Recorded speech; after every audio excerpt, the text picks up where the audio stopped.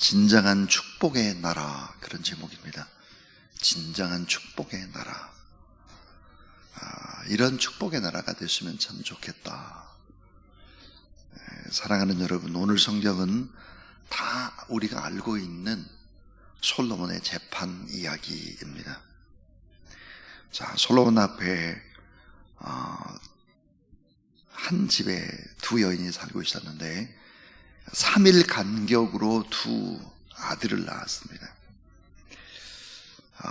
두 아이 중 하나가 죽었는데 이 죽은 아이의 엄마가 밤중에 다른 여자의 살아있는 아이와 자신의 죽은 아들을 바꿔치기 했습니다. 그리고 자기 산 아이가 자기 아이라 이렇게 주장을 하는 그런 얘기입니다. 자, 이 두 여인이 솔로몬 앞에 이제 진짜 내 아이다라고 서로 주장을 하고 솔로몬은 어떻게 재판을 할까? 오늘 말씀에 보니까 칼을 가져오너라. 그리고는 이 살아있는 아이를 칼로 나눠서 반쪽씩 나눠줘라. 이렇게 판결을 합니다. 그래 진짜 아이의 엄마가 이제 울면서 이렇게 부탁을 합니다. 저 아이는 진짜로 저의 아들이 아닙니다. 제가 낳지 저희 여인에게 주세요.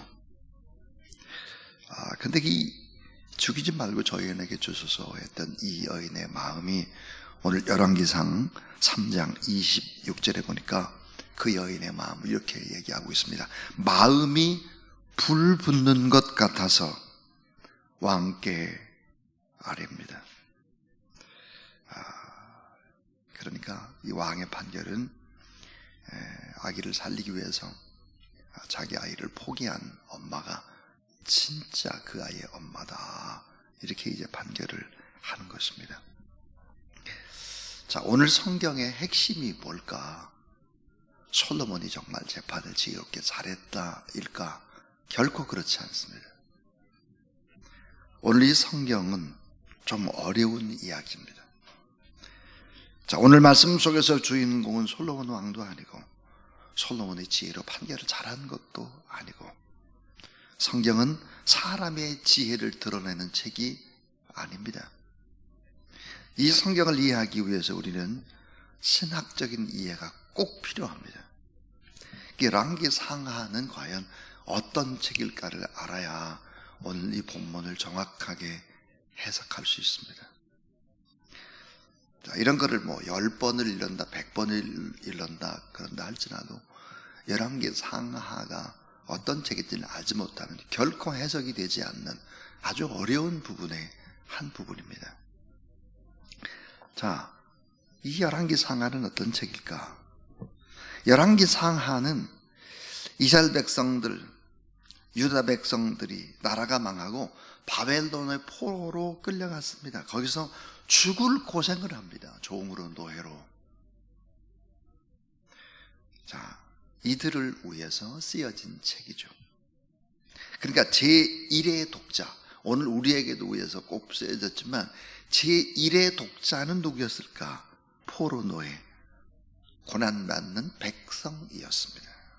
신앙이 너무 흔들리죠. 하나님이 정말 살아계신가? 왜 하나님이 살아계시다면 우리 나라가 망하고 자기들은 바벨론 포로로 끌려왔나? 하나님 안 계셔.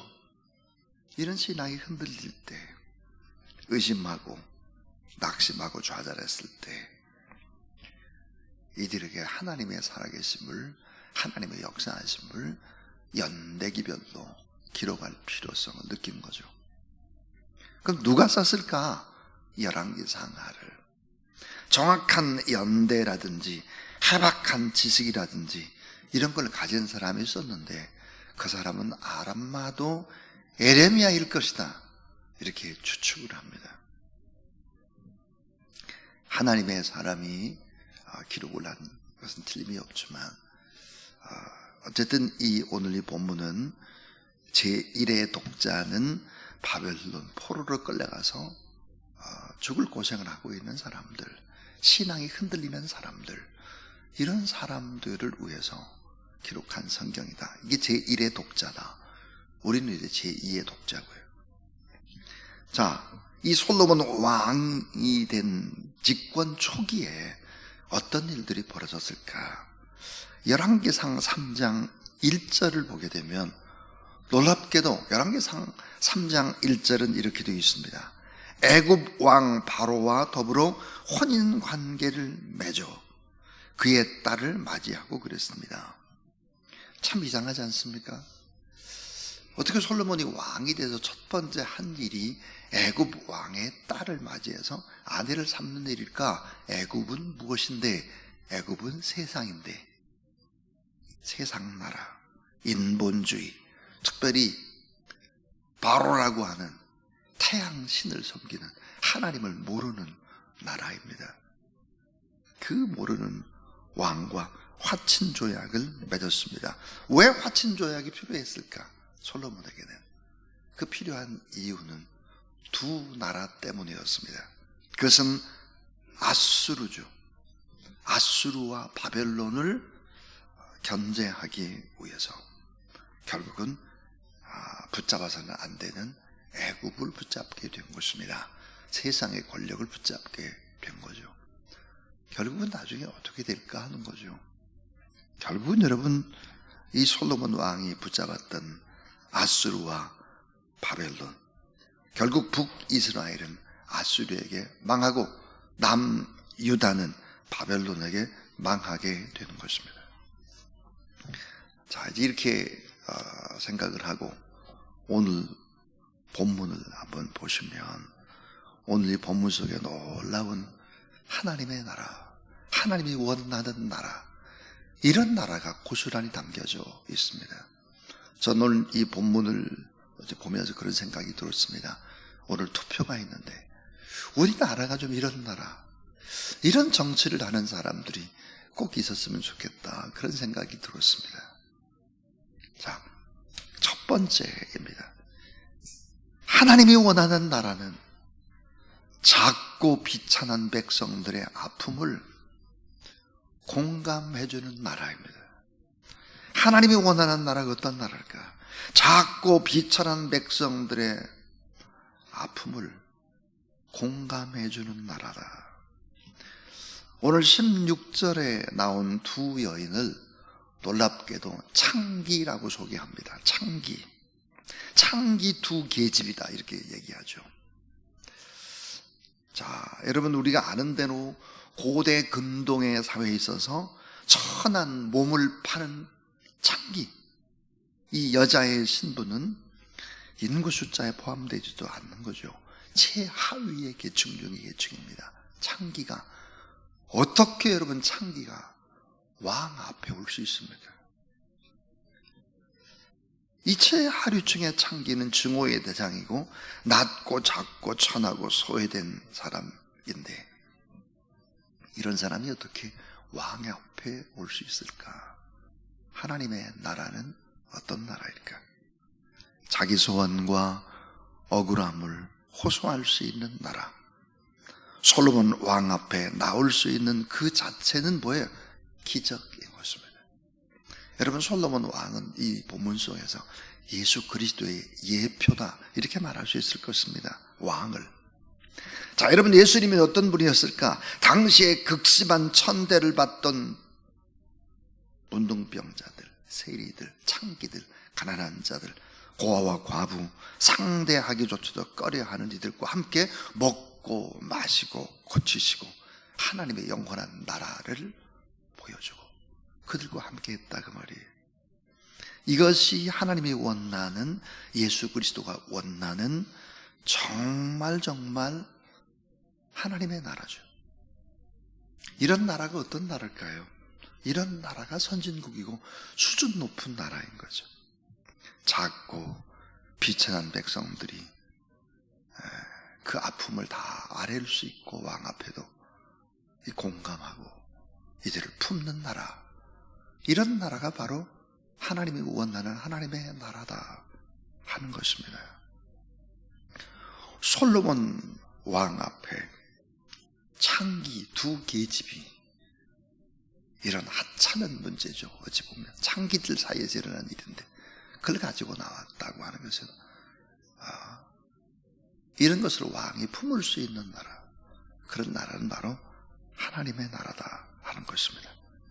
두 번째입니다.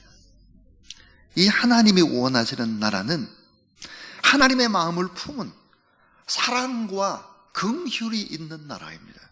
사랑과 긍휼의 나라. 진짜로 하나님의 말씀하시는 교훈, 그것은 솔로몬의 기가 막힌 재판, 기가 막힌 지혜였다, 이게 아닌 것입니다. 진정으로 사랑을 가진 엄마가 중요한 핵심의 사람이죠. 진정한 사랑을 가진 엄마의 마음, 긍휼의 마음을 품는 엄마. 자, 이 진정한 엄마, 아이의 친엄마, 살아있는 아들, 그 아들을 살리기 위해서 결국은 어떨까? 이 엄마는 2번이나 죽습니다. 오늘 성경에 보면 이 진정한 엄마는 살아있는 아이를 잃지요. 일어나 보니까 죽었어. 근데 보니까 자기 아이가 아니에요.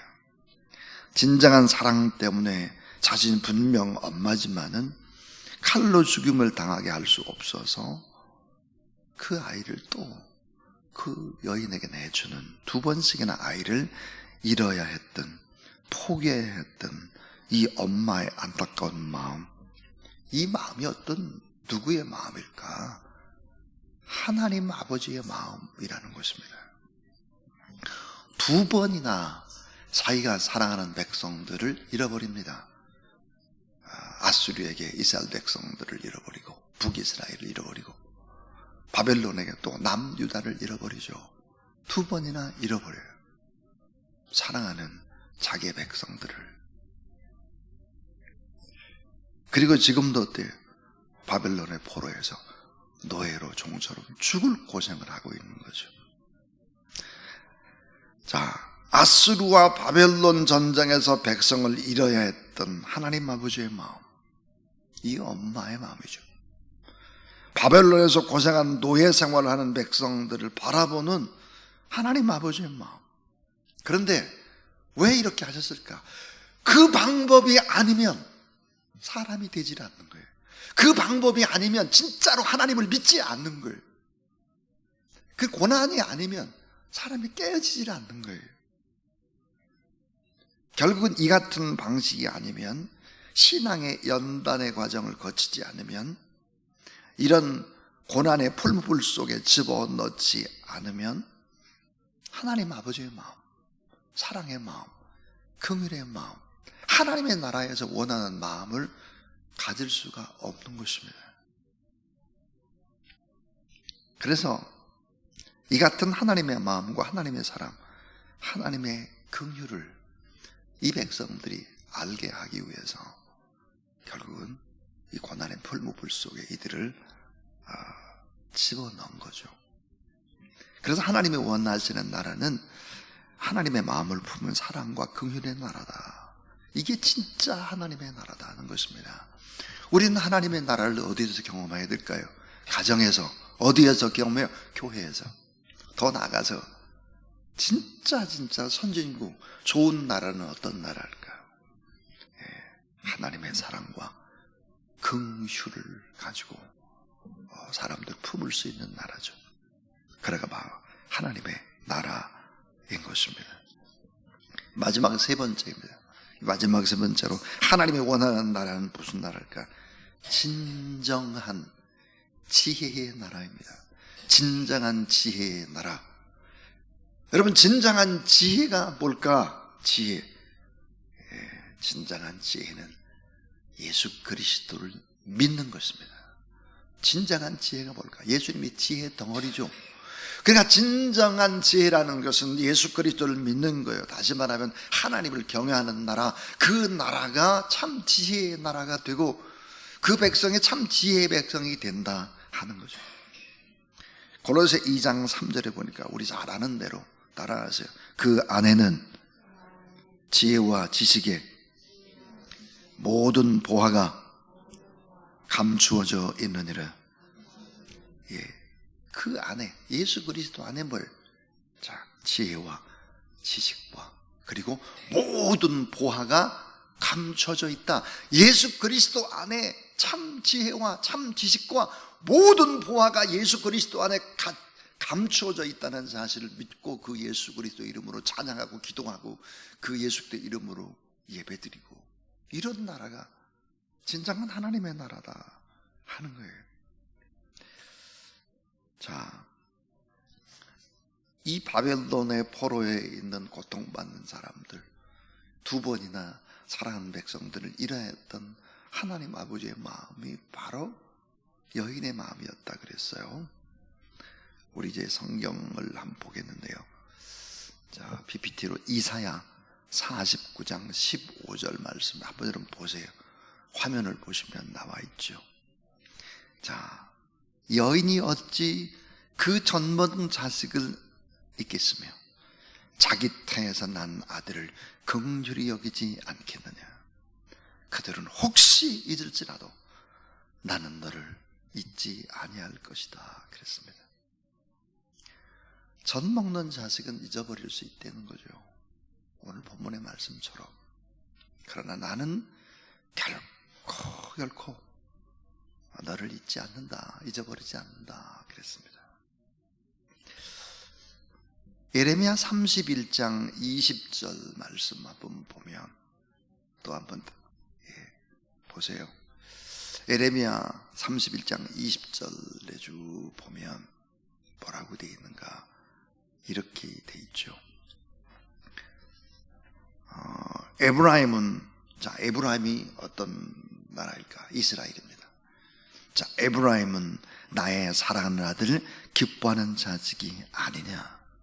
내가 그를 책망하여 말할 때마다 깊이 생각하노라.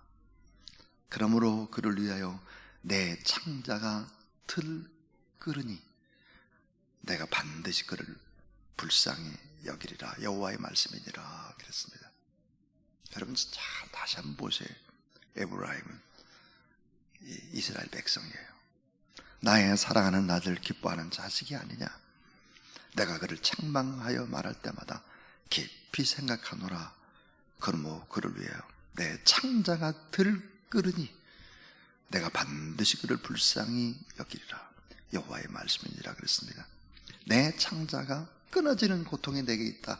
창자가 동강나는 아픔이 내게 있다라고 하는 것입니다. 바벨론에까지 끌려가서 포로 생활하는 그들을 바라볼 때, 그들의 고통 같은 이런 것들을 내다볼 때 하나님 마음이 그렇다 그 말이. 야고보서 2장 13절에 보면요, 야고보서 2장 13절 그 맨 뒷부분에 보니까 긍휼, 자, 이 긍휼은 심판을 이기고 그리고 자랑하느니라 그랬습니다. 자, 긍휼이 뭘 이길까? 심판을 이기는 거예요. 긍휼이 심판을 이겨요. 그리고 자랑하느니라 그랬습니다. 자, 열왕기상 3장 16절, 열왕기 3장 26절을 한번 다시 보시면 이렇게 돼 있어요. 그 산 아들의 어머니가 되는 여자가 그 아들을 위하여 마음이 불붙는 것 같아서, 여러분 표시해 보세요. 자, 마음이 불붙는 것 같아서 그랬습니다. 마음이 불붙는 것 같다 그랬어요. 마음이 불붙는다 이 말이 히브리어로 볼까? 라히임이라는 단어인데요, 마음이 불붙는다 이 말은 자궁이란 뜻입니다. 자궁. 이 자궁이란 이 라히임을 언어대로 살펴보면 어떤 언어일까? 어떤 뜻일까? 긍휼입니다. 긍휼. 마음이 불붙는 것 같아. 긍휼이 불쌍히 민망히 여기는 마음, 이런 마음을 이제 갖는 것이죠. 하나님이 원하는 나라는 어떤 나라일까? 바로 이런 사랑과 긍휼을 품은 나라, 이런 나라가 진정한 하나님의 나라예요. 하나님이 원하는 나라는 진정한 지혜의 나라다. 그러니까 하나님을 두려워해야 돼요. 하나님을 경외해야 돼요. 예수 그리스도를 온전히 섬겨야 돼. 예수님이 지혜고 지시고 모든 보화가 예수 그리스도 이름 앞에 감춰져 있기 때문입니다. 그 결론은 이것입니다. 하나님의 나라는 오직 성령 안에서 의와 평강과 희락의 나라다 하는 것입니다. 하나님의 나라는 오직 성령 안에서 의와 평강과 희락의 나라다. 의가 있고 평강이 있고 희락이 있는 나라, 이렇게 돼야 하나님의 나라다. 그 진정한 축복의 나라, 이런 나라다. 대한민국이 이런 나라가 될 수 있도록, 또 여러분의 가정이, 우리 교회가 이런 나라를 경험할 수 있도록, 그렇게 우리가 하나님 앞에 오늘 뜨겁게 기도해야 될 그런 아침입니다. 438장 우리 찬송하겠습니다. 438장입니다.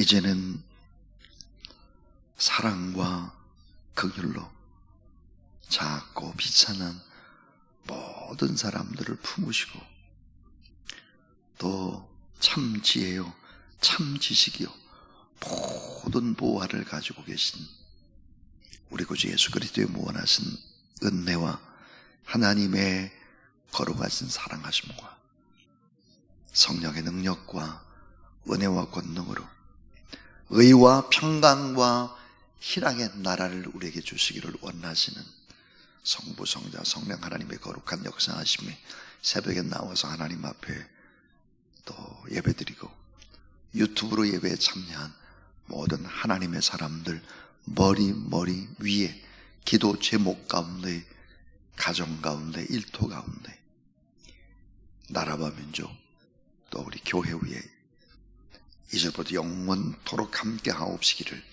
간절히 축원하옵나이다.